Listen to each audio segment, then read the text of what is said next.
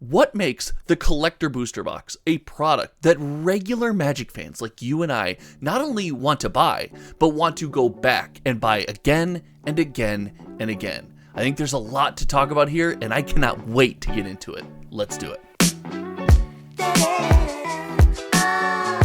Like them or not, the Collector Booster Box is here to stay. Not only have regular enthusiasts like you and I proven that we will spend our hard-earned money on some of these products, but we have also proven that we will go back time and time again, as the Collector Booster Box remains the most consistent selling product after a set's release. And I wanted to ask myself and have a conversation with each and every one of you out there, what makes a Collector Booster Box a good product? And even in the subset of Collector Booster Boxes, why do we love some of them and hate others that have very good and playable cards in them? Well, to break that down today, we're going to use a tool called MOX Alpha, and we're going to dig into some fun numbers and some behind the scenes data. So if you like stuff like that, make sure you click that subscribe button. We're racing to 6,500. And without further ado, if we're talking Collector Booster Box, you know we got to talk Lord of the Rings. But before we get into that, I wanted to give you guys kind of a preview at the MOX Alpha landing page. If you go to moxalpha.com, you can land here, join the waitlist. This will be a public project coming soon. They're working out some bugs and beta testing some things, but when this goes live, you will have access to all of this information, and whether you're an enthusiast or a store, you can calculate a bunch of returns and use this tool how you see fit. I think there's a lot of fun stuff we can learn from something like this. But we want to dig into probably the most popular collector box that we have seen in our lifetimes, and I'm comfortable saying the most popular collector box of all time. You have the Lord of the Rings Tales of Middle-earth collector box, and a lot of this conversation around these products is going to be an EV discussion, and an EV discussion has to go deeper than just, oh, I can get $800 out of the box, that's all it is. I think what makes a good collector box goes deeper than that, but EV is part of it, and expected value is something that we do look at as consumers before we go to buy a product like a collector booster box. You look at something like Lord of the Rings, you see an extremely high EV. Now, this is calculated off prices on TCG Player, and the reason for an EV like this is when a box has a ton of major hits that go for big money but are extremely rare. What this is going to do is it's going to inflate this number, and this means that some boxes that people open are going to be awesome and some boxes are not. And that number can be broken down here in what's called the standard deviation. This essentially represents the variance in the box. Whether you open a box and I open a box, we could have wildly different boxes, and that number is represented here by this standard deviation. Now, I'm not going to go too deep into the Lord of the Rings EV. I'm going to do that in a channel member video. Make sure you check the pinned comment if you're interested in something like that.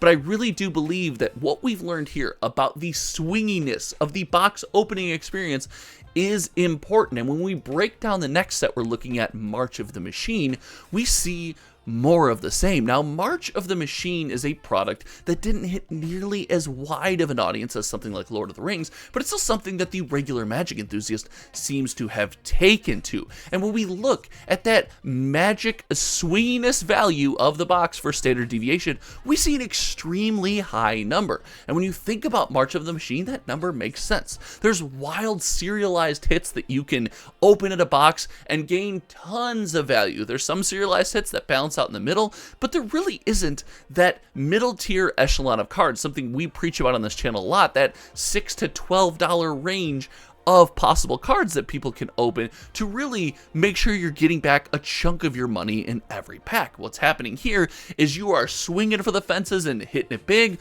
or you're probably not having the best box opening experience. And while that seems like it would be a negative, right? The idea of a consumer putting down $200 on the counter and either getting $300 or getting $60 is not something that you would think the consumer would like. I have to push back, and we as a community purchase products based on, well, it seems exactly that. When we take a step further down the road and we look at the dreaded March of the Machine aftermath, we see, according to this information and some of the data that is being tracked here on MOX Alpha, a wildly consistent box.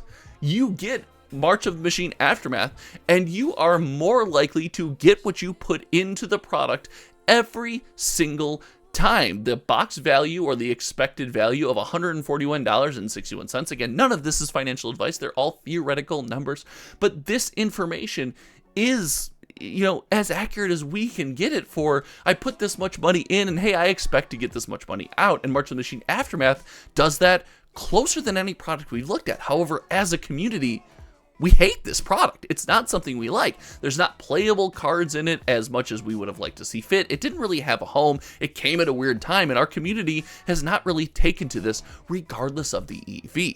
So this all shows me, the 3 boxes we have looked at so far, shows me that as a community, we need more than EV. We have an emotional and exciting attachment to opening boxes and opening Magic the Gathering product. And because of this, the boxes that we laid out earlier have done better, not only because of the playable cards, but because of the idea that you or I could open something really cool. It feels like a collector box has special things inside, and you're looking for a chance to open those things. And when we dig down even farther, we get a set like the Brothers War. Now, the Brothers War is a set that has a bit more balance, like what we've been talking about. It has the high highs of the serialized cards. Heck, the first series of serialized cards printed in Magic the Gathering boxes are present in these Brothers War collector booster boxes. Along with that, it also has playable cards, as all of those serialized artifacts, or at least most of them, are popular in a wide variety of formats between Modern, Legacy, Commander. Heck,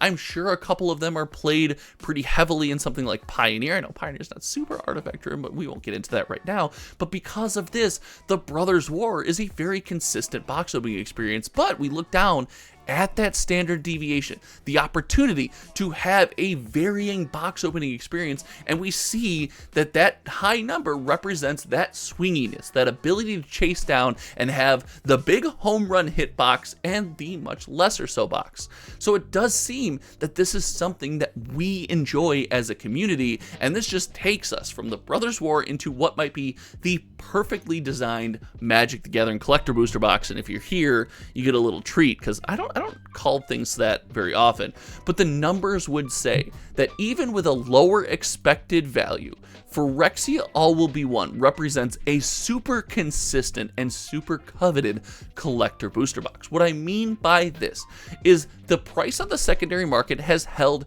fairly steady. You can almost guarantee, based on this EV number for collector boxes that we've looked at, as far as collector boxes that we want to actually buy, that you're the most likely to get out what you put in.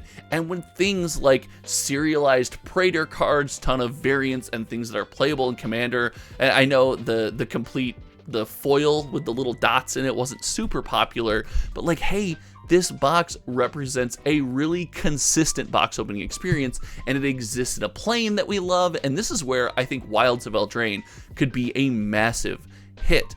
Now, all in all, I say all that to say this: as a community, we don't just want the highest EV in the booster box. We don't go to a tool like MOX Alpha every single day and say, this is where I'm going to get my most money, let's do this. We like the experience. We want to open the product and dig into the cards and have the opportunity for this excitement. And hey, we probably even chase that the lows of the letdown a little bit so we can try to do it again in the future. So it comes down to the collector booster box is not just about how much money can I pull out of the box, how many special variants can I find in the box. It's all about that opportunity, that hype, that chase. And while the set booster box and the draft booster box represent a consistent way for regular people to open packs, get cards in their hand and play, the collector booster box for some of these sets does go above and beyond and really make for this exciting and seemingly collectible experience. Now, is it collectible? That will be left for the future. We will decide. And heck, I've done a couple videos